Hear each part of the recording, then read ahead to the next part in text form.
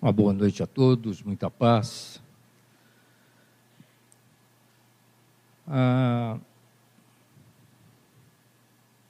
Porque nós, seres humanos, homens em especial, tratamos, por vezes, as nossas mães, irmãs, companheiras, esposas, de forma tão adversa. A doutrina espírita não nos traz a informação de que a questão sexo, masculino e feminino, não é unicamente uma questão da matéria. Nós podemos assumir, em diferentes ocasiões, a figura masculina e a figura feminina. E o que nós vemos hoje na sociedade do mundo, não vamos situar Rio Preto, São Paulo ou Brasil, o mundo. Nós vemos tanta agressão, não é? Agora mesmo na Nigéria, um país africano, um país rico, de um subsolo riquíssimo, de uma história muito bonita, de muito sacrifício, 200 meninas foram sequestradas em nome da religião, em nome de um grupo que proclama uma mudança naquela sociedade para o seu ponto de vista religioso. Portanto, as meninas deveriam ter hábitos totalmente iguais ao que eles proclamam. Mas se é esta religião que eles tanto defendem, por que produzir a violência que se produziu contra essas garotas? Mas isso é só lá. Como é que são tratadas as mulheres de uma forma geral no mundo árabe? E falo isto porque sou filho de árabe, né? Meu pai veio para o Brasil, constituiu sua família aqui, mas a gente olha países árabes em que as mulheres não se permitem mostrar o rosto, não se permite estudar. E a gente sabe que a educação é o caminho para a evolução, o caminho para o controle das doenças, né? É um dos pontos mais importantes que se tem na Agenda 21, a Agenda para o século 21, estabelecida pela Organização das Nações Humanas. E vemos, então, a necessidade de se estabelecer uma delegacia policial da mulher. Tal a gravidade que se tem na nossa sociedade em face das agressões que são perpetradas contra as mulheres. E como é que a doutrina espírita vê esta situação? O Chico desenvolveu nos anos de 1958 e 59 um trabalho de estudar o Livro dos Espíritos através de Emmanuel.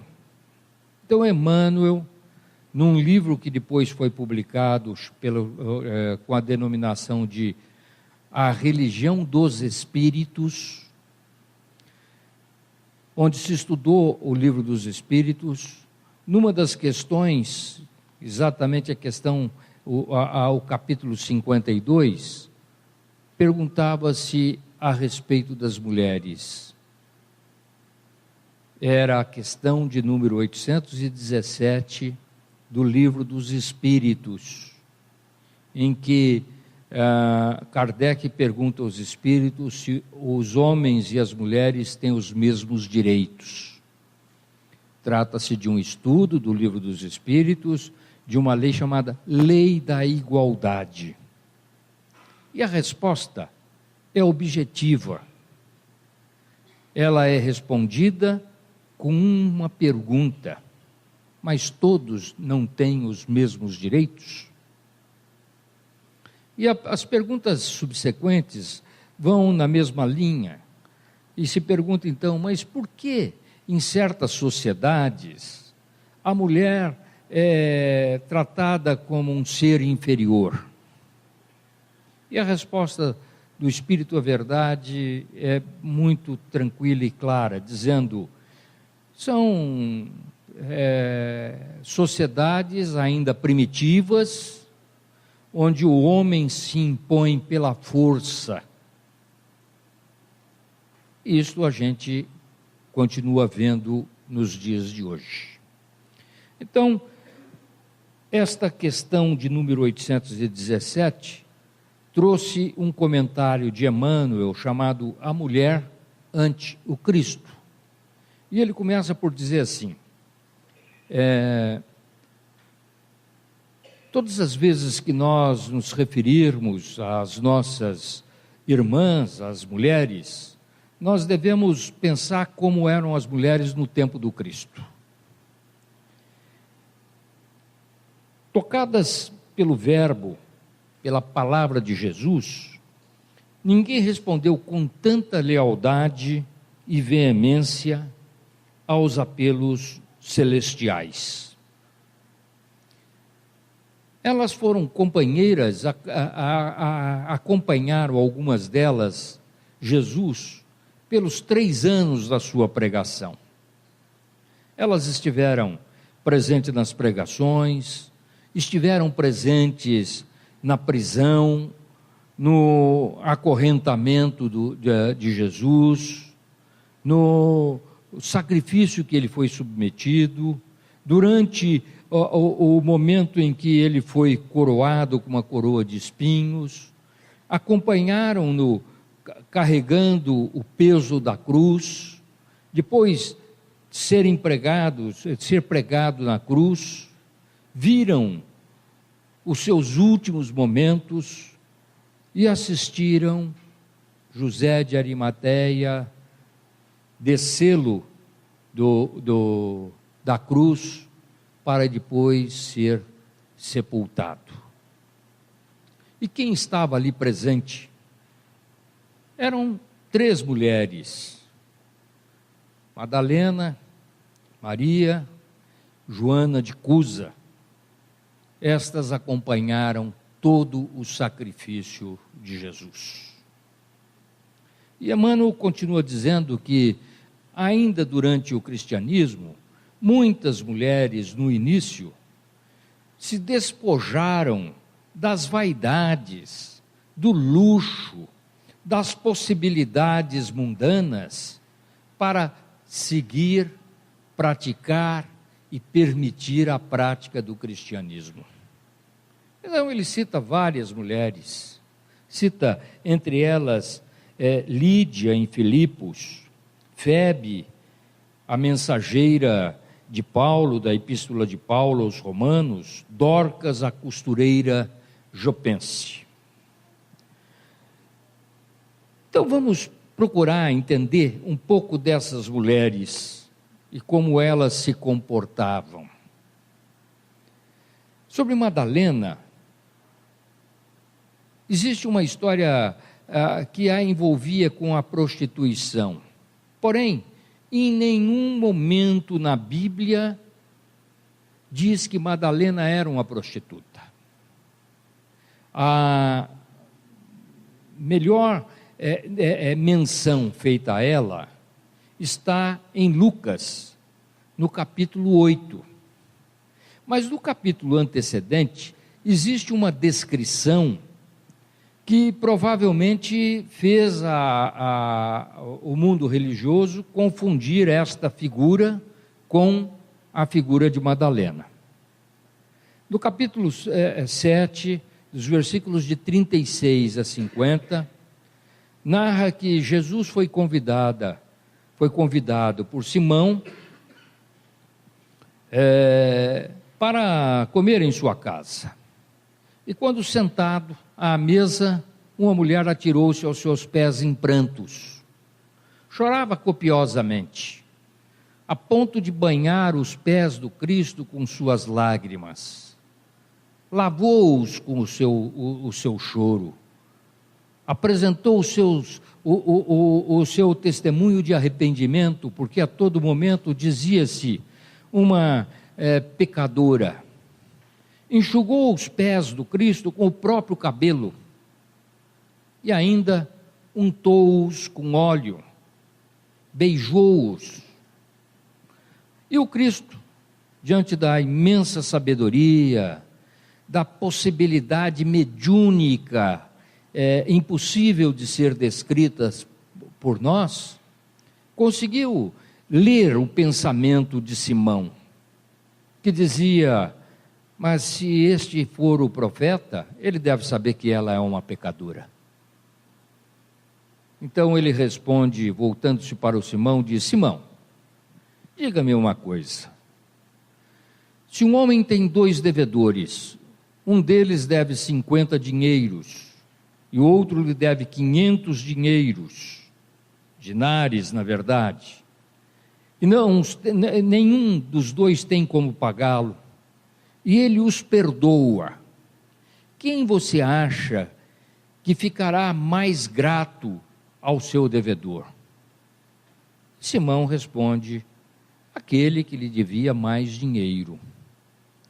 Pois é, Simão, quando entrei na sua casa, você não osculou a minha face, não derramou óleo sobre a minha cabeça, você também não me ofereceu água para os meus pés, e esta mulher o fez. Então vá, os seus pecados estão perdoados. Se não é exatamente versículo por versículo, é essa história que não menciona nome de mulher. Mas permitam, vou ler integralmente o que diz no versículo 8. Diz o seguinte: e aconteceu depois disto, que andava de cidade em cidade, de aldeia em aldeia, pregando e anunciando o evangelho do reino de Deus. E os 12 andavam com ele. E também algumas mulheres que haviam sido curadas de espíritos malignos e de enfermidades. Vou sublinhar. E também algumas mulheres que haviam sido curadas de espíritos malignos e de enfermidades. Maria, chamada de Madalena, da qual saíram 7 demônios. Joana, mulher de Cusa, procurador de Herodes. E Susana, e muitas outras que serviam com suas fazendas. Aqui está a menção clara de que Madalena, para nós espíritas, era uma pessoa obsediada, atormentada, e que se livrou de 7 perseguidores. E grata, ela os seguiu.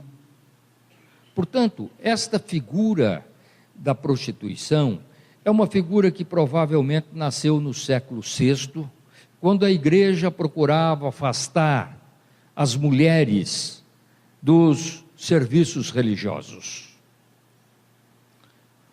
A mulher na sociedade judaica, ela não era bem vista, ela era de fato uma pessoa considerada como de segundo plano, né? Não se aceitava o testemunho de uma mulher, porque em face do pecado original, ela era vista como uma mentirosa, né? Não se aceitava que as mulheres testemunhassem. As mulheres, na prática religiosa, elas não assumiam os mesmos lugares nas sinagogas que os homens. Aliás, isso ainda acontece, tanto no judaísmo quanto no islamismo. As mulheres não ocupam nas mesquitas, elas ficam separadas dos homens. Portanto, nós homens nos elegemos filhos prediletos de Deus. As mulheres ficam em segundo plano. Mas a doutrina espírita é categórica. A questão 803 do Livro dos Espíritos, quando se pergunta se há diferença entre homem e mulher, a resposta do Espírito à Verdade é: Deus não deu inteligência e poder de escolha a ambos? Claro que sim. Bem, quem são essas outras mulheres que aqui aparecem? Susana é representada unicamente desta vez. Não se conhece mais nada a seu respeito. Mas imaginemos nós, durante 3 anos, convivendo com Jesus, sendo chamado nominalmente por ele, Susana. Que cada um pense no seu nome, sendo chamado por Jesus. Todos seremos chamados, mas chamados olho no olho, nominalmente. Só pode ter um sentido de uma grandeza espiritual. Não sabemos quem é Susana, mas sabemos que ela tem uma identidade. Sabemos que esta identidade fica muito forte e com muita ligação dentro do cristianismo. Outras mulheres que vieram posteriormente, dentre elas vou destacar Lídia, que era costureira em Jopa. Essa mulher, ela usava das suas habilidades para pregar o cristianismo. Kardec, na introdução do Evangelho segundo o Espiritismo, diz que nos evangelhos nós vamos encontrar 5 situações. Os atos da vida de Cristo, a história da vida de Cristo, os milagres, as predições, as palavras que serviram de dogma à igreja e os ensinamentos éticos. Estes são os mais importantes e os mais fortes, segundo Kardec, e que nós certamente temos que concordar. E Lídia fazia exatamente isto. Ela pregava o amor, ela praticava o amor, ela tinha uma habilidade incomum para a época, era uma excelente costureira, e costurava, para quem? Para os pobres. Ela cobria o corpo dos humildes que dela necessitavam, e pregava as palavras do Cristo, mas acima de tudo, agia. E a pergunta que fica é: e o que nós fazemos com as nossas habilidades? Uns podem emprestar o seu ouvido a quem tem dores da alma. O outro pode simplesmente fazer a doação de um pão por dia a um necessitado. O outro pode consolar. O outro pode indicar o bom caminho. O outro pode adotar uma criança abandonada. Isto para falar de alguns itens de um rol imenso de situações de habilidade que todos nós temos. Todos nós temos habilidades. É preciso agora que a gente se pergunte: o que eu estou fazendo com as minhas habilidades? Estou servindo à causa ética que o Cristo nos ensinou e nos deixou? Bom, não vamos nos alongar, porque o tempo me deram um tempo menor para que a gente pudesse fazer alguns comentários a este respeito. Vamos recontar aqui a história de Joana de Cusa. Me chamam de Arife da Neuza, que é o nome da minha mulher, né? Talvez não precisasse, porque Arife acho que é o único que vocês conhecem. Mas se diz lá o Paulo da Sônia, o João da Maria, Joana de Cusa. Cusa era um preposto, um trabalhador de Herodes, que ocupava um alto cargo. E era uma pessoa dada à matéria e à materialidade. Muito rico. Certamente tinha muitos escravos.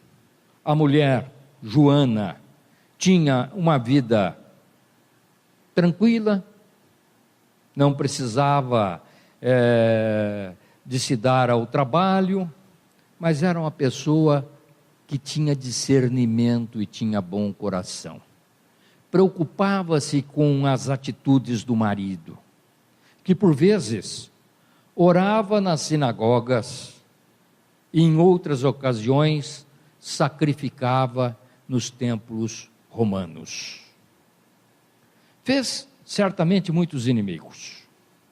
E Joana teve conhecimento da passagem de Jesus e o ouviu várias vezes. Quando ia ouvi-lo, vestia-se com as suas peças mais humildes, para não se diferenciar das pessoas do povo.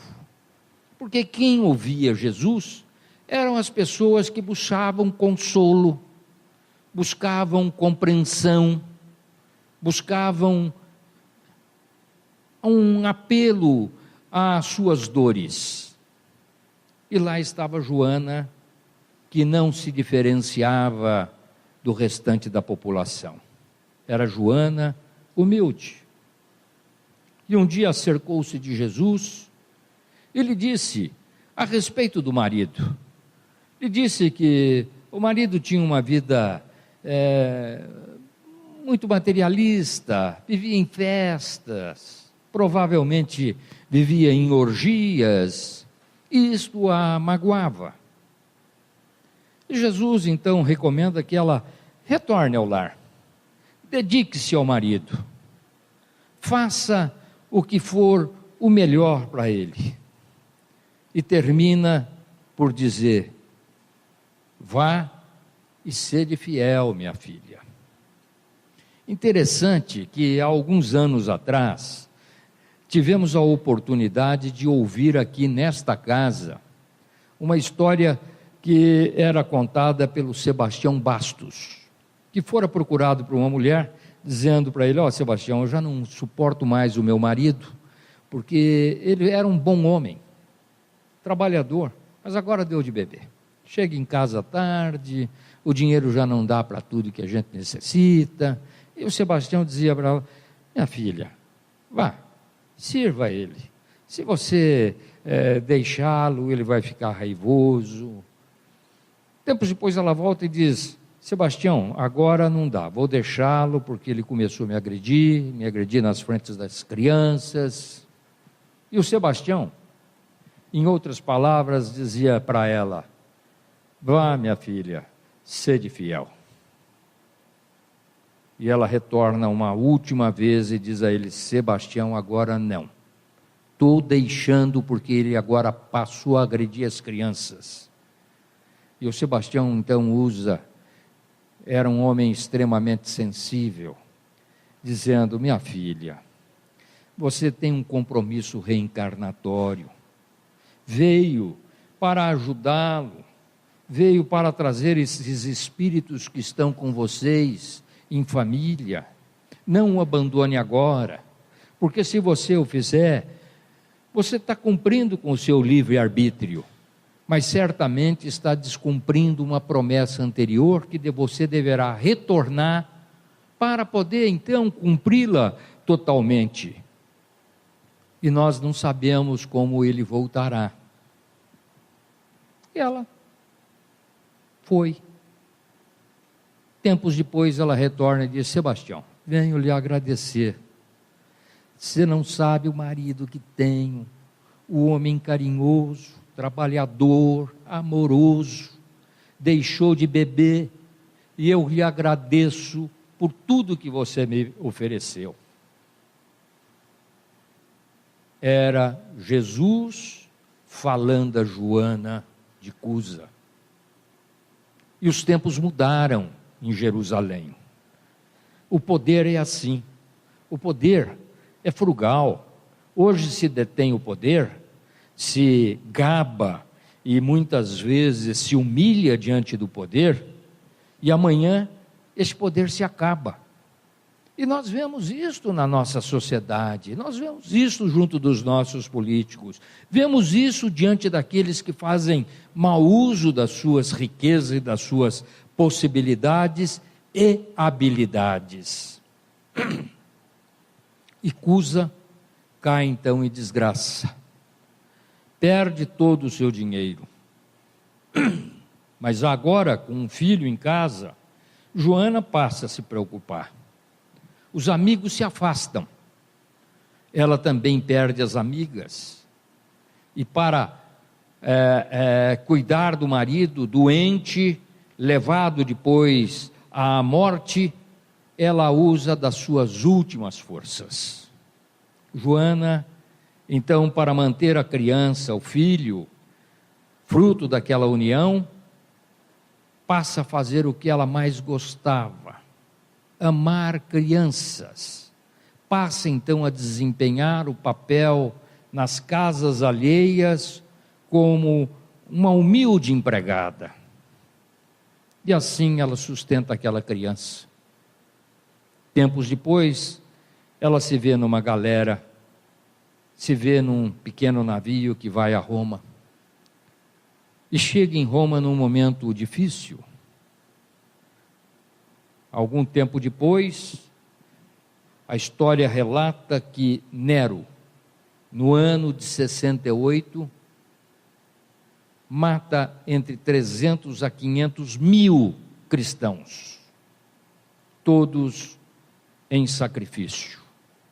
Pusera fogo em Roma e culpara os cristãos. Nero era um dementado, um obsediado e obsessor. Às noites ele não dormia, então andava pelo Monte Levino, onde tinha as suas casas, e o seu caminho era iluminado com cristãos presos a postes, com o corpo besuntado em betume e que se transformavam em chamas vivas, em tochas vivas. Conta a história que em 28 de agosto de 68, 500 cristãos foram condenados a morrer na cruz, pelo fogo. E dentre eles estava Joana de Cusa, com os cabelos esbranquiçados, tendo ao lado um jovem, o seu filho, que ante do carrasco que colocava o fogo, dizia: minha mãe, abnegue o cristianismo, nós perdemos, faça isso por mim, salve-me. E ela então pede para o filho calar, e faz uma regressão de memória rápida, lembrando dos tempos que ouvia o Cristo, dos tempos de dificuldade com o marido, dos tempos depois para criar aquela criança, dando a ele os ensinamentos de Jesus. E diante das labaredas em chama, o carrasco lhe pergunta: é assim que você aprendeu a morrer? Foi isto que o seu mestre lhe ensinou? E ela responde: não, ensinou-me também a amá-los. E aí o fogo toma conta daqueles corpos, e Joana sente bater no ombro. Era Jesus dizendo: vem, Joana, vamos comigo, estou aqui. Esta história está contada por Humberto de Campos, no livro Boa Nova. Um livro maravilhoso que deve ser lido, porque nos traz a figura da mulher, a figura abnegada, de dedicação, de amor. Por isso, Chico sempre afirmava que o espírito feminino é um espírito mais evoluído. Podemos nós meditar sobre muitas coisas, mas não podemos perder de vista a figura feminina.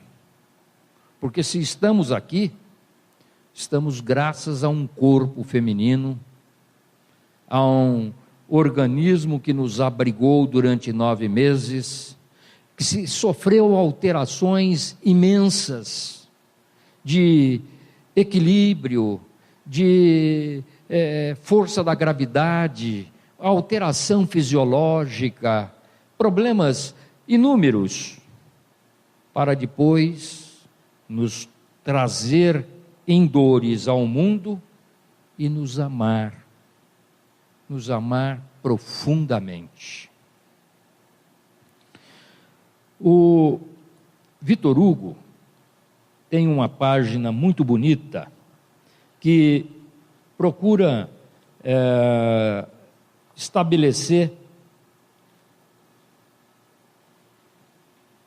as diferenças e semelhanças entre o homem e a mulher. Conflui certamente para a questão 817 do Livro dos Espíritos, quando Kardec pergunta se homens e mulheres têm a mesma, são iguais. E Victor Hugo nos traz a seguinte página: o homem é a mais elevada das criaturas, a mulher a mais sublime dos ideais. O homem é cérebro, a mulher é coração. O homem fabrica a luz, o coração o amor. A luz fecunda, o amor ressuscita. O homem é forte pela razão, a mulher é invencível pelas lágrimas. A razão convence, as lágrimas comovem.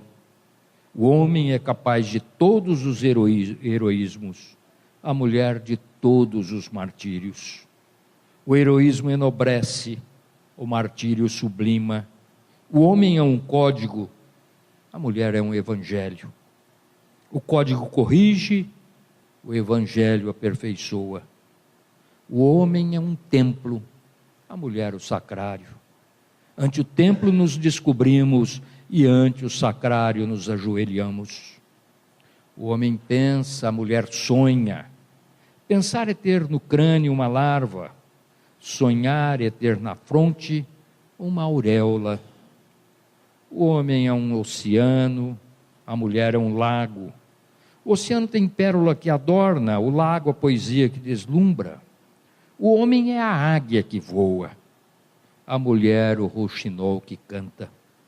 Voar é dominar o espaço, cantar é conquistar a alma.